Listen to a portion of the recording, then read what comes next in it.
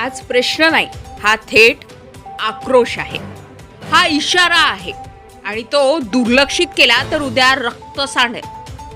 मुलींनी शाळेत जावं की घरात कोंडून बसावं? दप्तर हातात घ्यायचं की स्वतःचं प्रेत उचलायचं? पोलीस चौकी म्हणजे शोभेची वस्तू आहे का? एखादी मुलगी गायब झाल्यावरच प्रशासन जागं होणार का? भंडारा जिल्ह्यातील साकोली तालुक्यातील सानगडी आज भीतीनं थरथरत आहे, रडत आहे आणि संतापानं पेटत आहे. शाळेत जाणाऱ्या कोवळ्या मुली रस्त्यावर अडवल्या जात आहे, चाकू गळ्याला लावला जातो आणि निर्लज्जपणे धमकी दिली जाते, गाडीत बस नाहीतर इथेच संपवतो. हा गुन्हा नाही म्हणायचा, हा विनयभंग नाही म्हणायचा, हा अपहरणाचा प्रयत्न नाही म्हणायचा. की मुलगी मेल्यावरच गुन्हा ठरतो? 3 ते 5 गुन्हेगार लांब फिरतायत आणि मुलींच्या डोळ्यात मृत्यूची भीती टाकतायत. सकाळ दुपार शाळा सुटण्याची वेळ म्हणजे गुन्हेगारांचा सुवर्ण काळ झालाय. मुली रडतायत, आई बाप रात्री झोपत नाही. काही पालकांनी मुलींना शाळेत पाठवणंच बंद केलंय. मग शिक्षणाचा अधिकार कुठे गेला?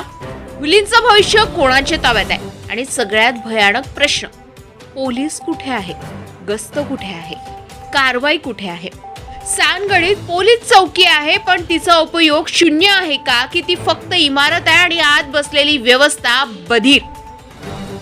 आज नागरिकांचा संयम सुटतोय, आज पालकांचा राग उफाळतोय, आज ग्रामस्थ थेट इशारा देत आहे, आता थांबायचं नाही, आरोपी अटक झाले नाहीत तर रस्त्यावर उतरणार, प्रशासनाला हलवणार. हे केवळ सानगडीचं प्रकरण नाही, ही मुलींच्या सुरक्षेची लढाई आहे. आणि आज सानगडी, उद्या तुमचं गाव.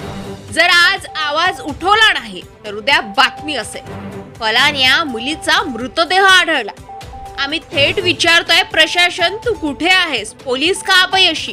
गुन्हेगारांना मोकळं सोडणं कोणाच्या फायद्याचं?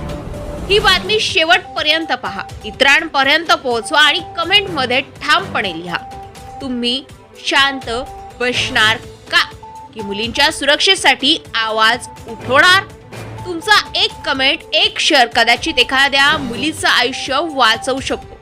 आवाज उठवा, कारण आज नाही उठवला तर उद्या कदाचित उशीर होईल. गजा महाराष्ट्र 24 न्यूज करिता सुधीर शिवणकर, साकोली, भंडारा. तुझं नाव काय मॅडम? शिवन्या. त्या दिवशी काय झालं तुम्ही शाळेत येत असताना?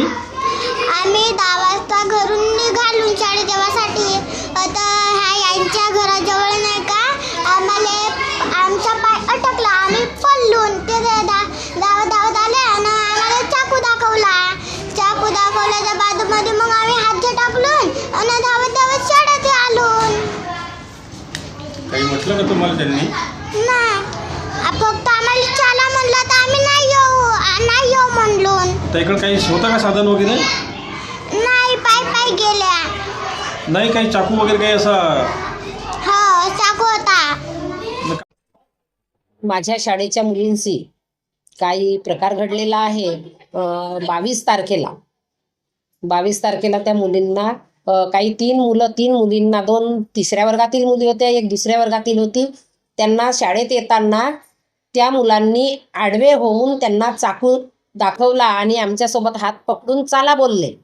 पण त्या मुलींनी ओरडलो असं सांगितलं आम्हाला. आम्ही विचारलं असता ओरडलो आणि हात झटकला आणि आम्ही पडत आलो शाळेत असं सांगितलं. आणि त्या मुली, ते ज्यांनी पकडलं होतं ते तोंडाला बांधलेले होते काळा आणि ते पडून गेले नवेगाव बांध रोडनं असं त्यांनी सांगितलं मला. मी विचारलं असता. मग मी पोलीस स्टेशनला, साकोली पोलीस स्टेशनला आणि ग्रामपंचायतला एक रिपोर्ट केली की आमच्या मुलींसोबत, आमची प्रायमरी शाळा आहे, छोट्या मुली आहेत आणि असं घडलेलं आहे. तर आमच्या त्या मुलींची काय सुरक्षा व्हायला पाहिजे आणि त्या सुरक्षित राहायला पाहिजे, कारण त्या छोटे असल्यामुळे घाबरतात आणि त्यांना समजत नाही. तर त्या पायी शाळेत येत असतात. तर त्यांनी काहीतरी आमच्या मुलींची सुरक्षितता करण्यासाठी उपाय योजावेत असा मी त्यांना अर्ज दिलेला आहे साकोली पोलीस स्टेशनला.